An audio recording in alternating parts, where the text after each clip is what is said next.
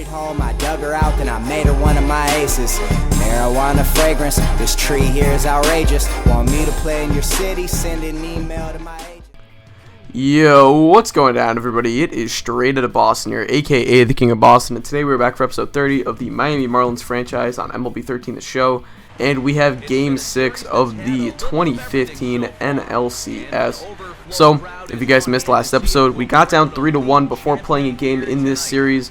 We were able to win Game 5 in San Diego, a very impressive win. We take back home field advantage. Now we have Game 6 and 7 in Miami with a great opportunity. Even though we are down by 2 games and San Diego has already won twice in Miami, I still think we have a really good opportunity to come back and try and, come back in this series and try to move on to the World Series for the first time since 2003 in franchise history. So, anyway, keep in mind, the Marlins have never lost a playoff series in franchise history. The only 2 times they've made the playoffs, they've won the World Series. So, it would be a first if the Marlins did lose today. Losing at home, not something we want to do. You can take a look at a couple of the pitchers here today. We're going to have Jacob Turner going for the Miami Marlins, and Y3NLCSG6, former Miami Marlin, going for the Padres here in Game 6. So, should be a very good matchup. It's all set up for a battle of aces in Game 7. If this does happen, it would be Corey Lubke versus Matt Moore. That would be a crazy matchup. I think we all want to see that matchup, right? Hopefully it happens. We'll have to see. Either way, we got a game to play first off. We don't want to look too far ahead. We got to take it one game at a time. We know what our objective here is today. We're just trying to win a ball game. If we force a Game 7, I feel like we can win that very easily. But we, like I said, just got to take it one game at a time. You can't have that mentality when you play. You can't have, you can't be thinking about that type of stuff. So anyway, longer kind of intro scenes as usual, just, because of the playoffs and stuff. But either way, you can take a look at the pitching stats. Neither pitcher has fared too well in the playoffs, both with 5+ ERAs. Look at the opponent's batting average for Jacob Turner at .314. That is not something you want to see. You can take a look at the lineup being thrown out by that does not look like Bud Black. I always get those two confused. But either way, you can see Melky Cabrera there, a couple other notables like Cameron Maybin, Yasmani Grandal. I know I missed people, Chase Headley, and the usual lineup for the Miami Marlins. Still no Jorge Soler. He is on the bench today, ready for pinch hit opportunities, or duties, I should say. Here, bottom one, Stanley Castro up. Castro's going to hit this one up the middle for a base hit that will line in one hop to Maybin.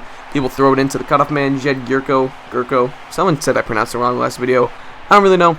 Either way, run on first base here, no outs. Chen dealing. He is going to kick and deal. Solano into right field. This is deep. That one is going to be tracked down by Ryan Sweeney. Here comes Castro. He's going to tag going from first to second. He gets in there safely. Not something you see too often.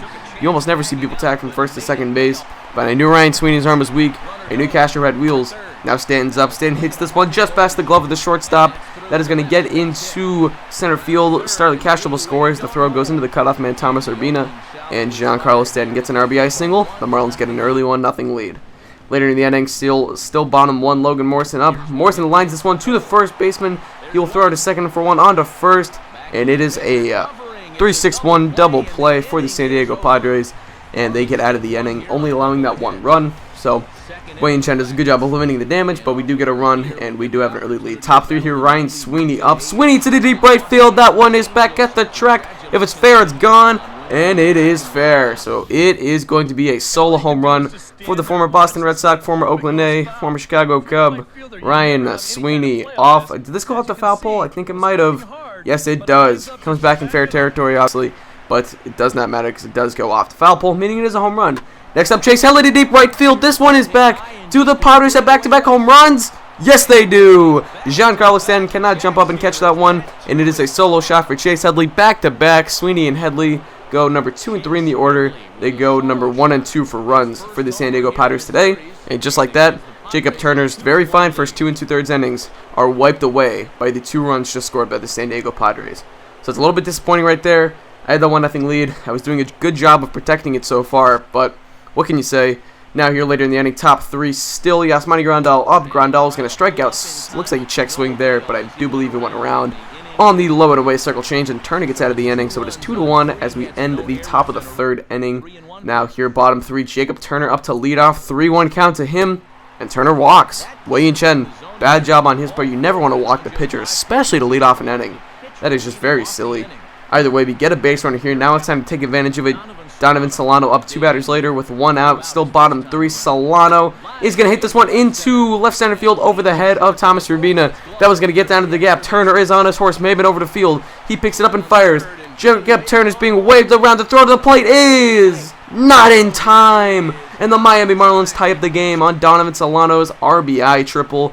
Now still 1 out in the inning, 2-1 count to Giancarlo Stanton. Stanton lines this one over. Chase Headley's head at third base into left field for a base hit. And the Marlins retake the lead 3-2 thanks to Giancarlo Stanton's RBI single, his second RBI of the game. And just like that, the Marlins are back on top. Bottom 3 still Miguel Sano up 2-2 count. And Sano is going to hit this one lazily to the second baseman, Gurko. He will fire onto first base for the out, and that will retire the side.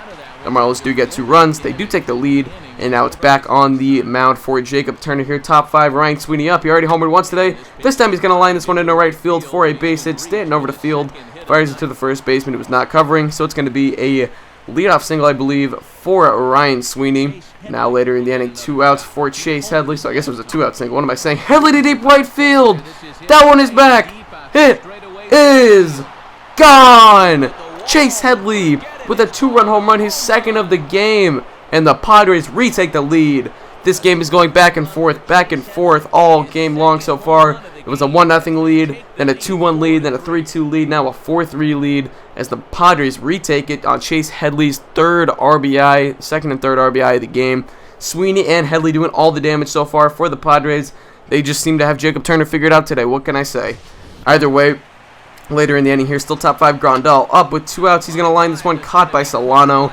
And after allowing another base runner, Turner really looked like he was starting to yield a little bit there. But either way, after 6 innings, you can take a look at the recap right here. Headley 2 for 3 with a pair of home runs and 3 RBIs. Solano 1 for 3 with that RBI double. He also scored a run. Chen, solid 6 innings so far.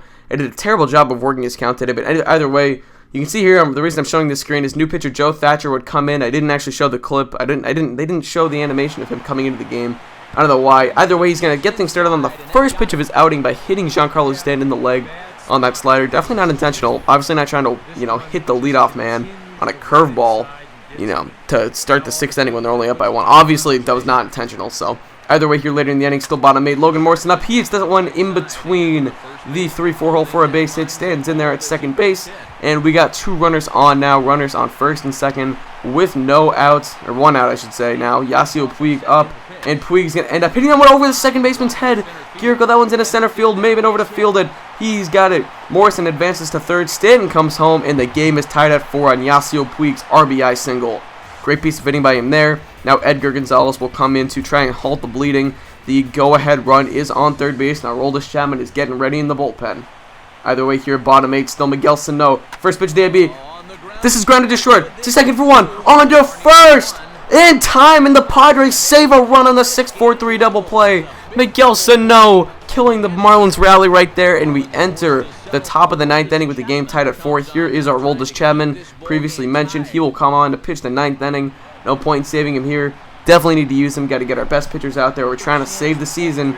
Top 9 here. Thomas Urbina is up to lead off the inning. The 1-1 count. And Urbina is going to hit this one to the second baseman, but Solano misplays it. Oh no, a stupid play on my part. And I allow a leadoff base hit for Thomas Urbina. Can the Padres get something going here and try to take the 5-4 lead potentially into the top of the 9th? Either way, here's Darwin Barney up pinch hitting. He's going to bunt it. That one is going to be fielded by Brantley. Fire on to first just in time.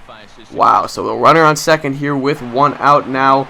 Later in the inning, Melky Cabrera up. Melky back up the middle for a base hit. Gets by Castro. Puig over the field and he will fire it. And the runner will be held at third. So now we get runners on first and third with just 1 out. Shane Victorino will come in and pinch run for Melky Cabrera. He represents would be the second run in the inning. Now here's Ryan Sweeney up. The runners are going. It's a suicide squeeze. He fires the second. Oh, he's out, but the run scores. Oh, wow. The Padres take the lead. That was a botch play on my part. I panicked when I saw the runners going, and I didn't even think that the runner was coming home. So a run scores later in the inning. Sweeney is going to ground out to our Aroldis Chapman. But now the Marlins are down to the final 3 outs of the season. I completely freaked out when the runners were stealing, and I threw it to second. I panicked. That was completely my fault.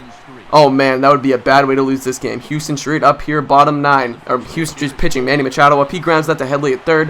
Headley to first. In time, the San Diego Padres are 2 outs away from advancing to the World Series for the first time since 1998.